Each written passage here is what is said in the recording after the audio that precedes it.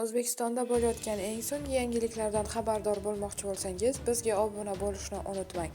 Andijondagi masjidda portlash sodir bo'ldi. Assalomu alaykum aziz muxlis.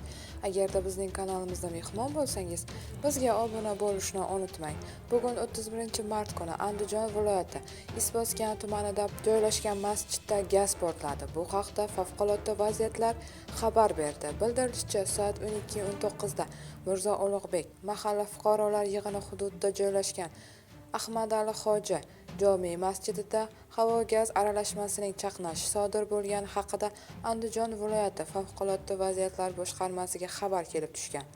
Xabarga asosan viloyat favqulodda vaziyatlar boshqarmasi rahbariyati va mas'ullar hodisa joyiga yetib borgan, vaziyat to'liq nazoratga olingan. Favqulodda vaziyatlar vazirligi holat yuzasidan qo'shimcha ma'lumotlar taqdim etishni bildirdi. Viloyat hokimligining ma'lum qilishicha, portlash oqibatida tahoratxona binosi qulagan.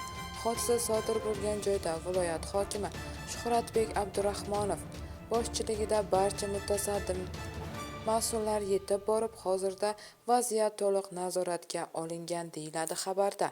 Bu xabarni barcha yaqinlarimizga jo'natib qo'yamiz hamda videomiz ostida bir dona like tugmasini bosishni unutmaymiz.